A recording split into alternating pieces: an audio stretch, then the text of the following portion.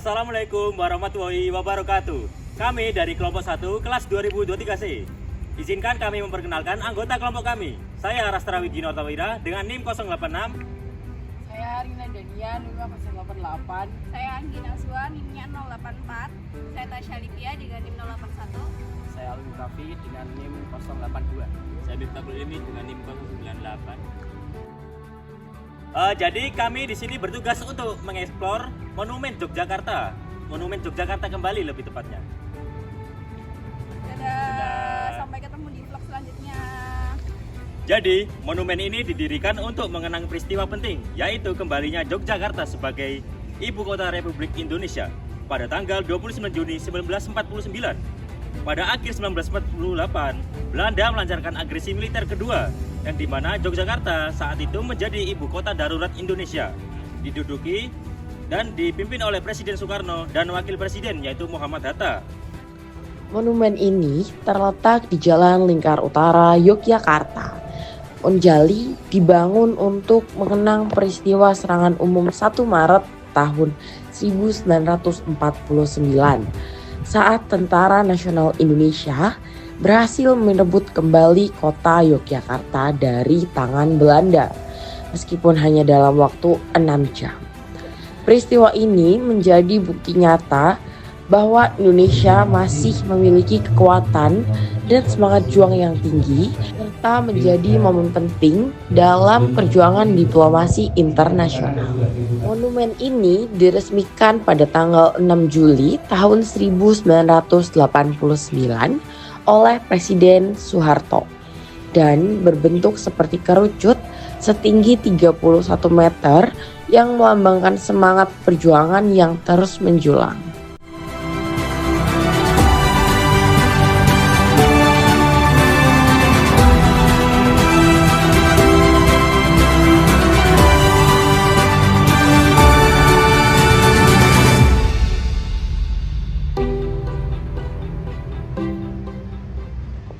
Lalu kami akan menjelaskan apa aja barang-barang yang ada di Monumen Yogyakarta kembali ini, serta apa saja cerita di balik barang-barang tersebut.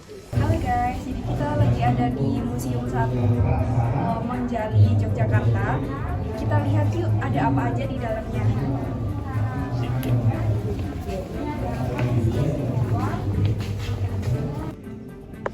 Di Monumen Yogyakarta kembali kita dapat menemukan banyak sekali barang yang memberikan gambaran nyata tentang perjuangan rakyat Indonesia dalam mempertahankan kemerdekaan Indonesia.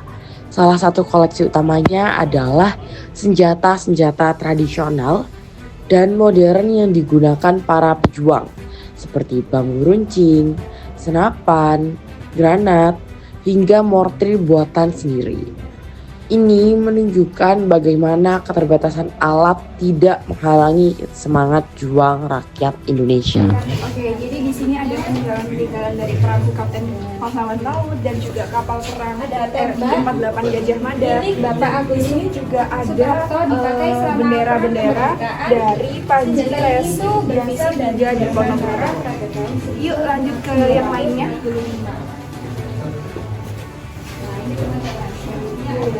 Oke, setelah kita dari Museum 1, sekarang kita lanjut ke Museum 2 dari Monjali. Yuk teman-teman. Nah, ini dia Museum 2-nya. Kita lihat ada apa saja sih di dalamnya.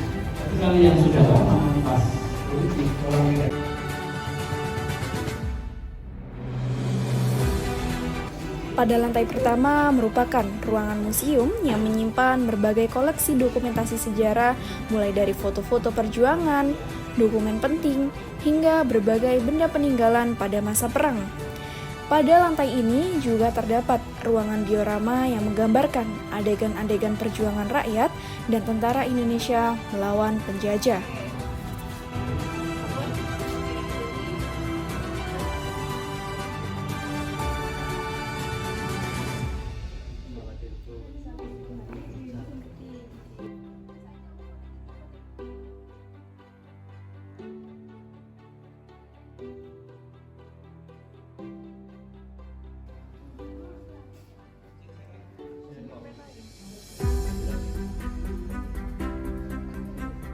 di sini ada tandu dan juga selop yang digunakan oleh Jenderal Panglima Besar Sudirman yang dalam memimpin perang besar.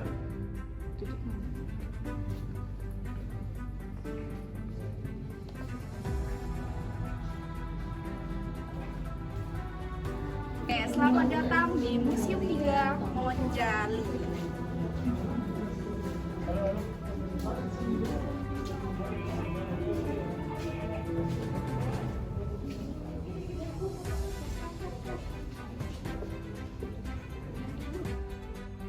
Ada juga pakaian militer asli, baik yang dikenakan oleh TNI maupun Laskar Rakyat, yang mengingatkan kita pada kesederhanaan dan keberanian para pejuang saat itu.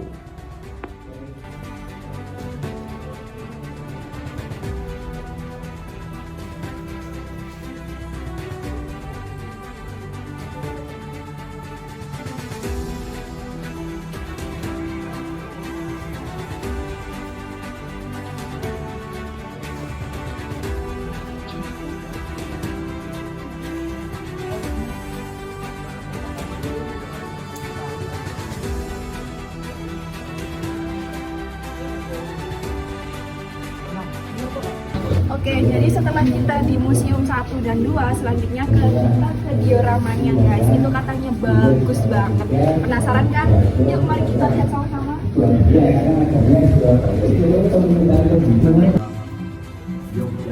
Yang paling menarik dari Monjali merupakan diorama perjuangan, termasuk diorama serangan umum 1 Maret.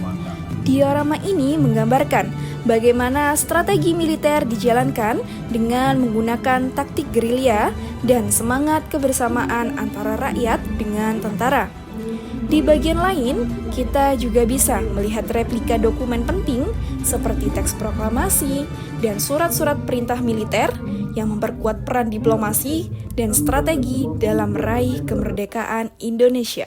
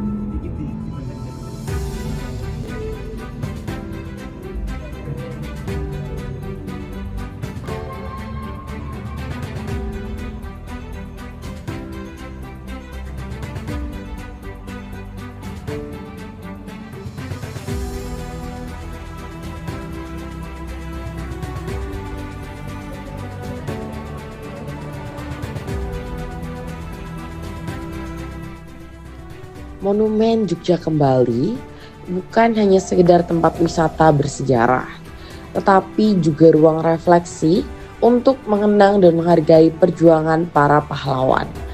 Mari kita jaga dan lestarikan Monjali sebagai wujud rasa hormat kita terhadap mereka yang telah berkorban demi mempertahankan kemerdekaan Indonesia. Sebagai generasi muda, sudah selayaknya kita untuk menjaga peninggalan-peninggalan bersejarah dan mengenang jasa-jasa para pahlawan yang gugur dalam mempertahankan maupun merebut kemerdekaan Indonesia. Seperti kata Soekarno, beri 1000 orang tua, maka akan kucabut Semeru dari akarnya, dan beri aku 10 pemuda, maka akan kugoncangkan dunia. Jas merah, jangan sampai melupakan sejarah.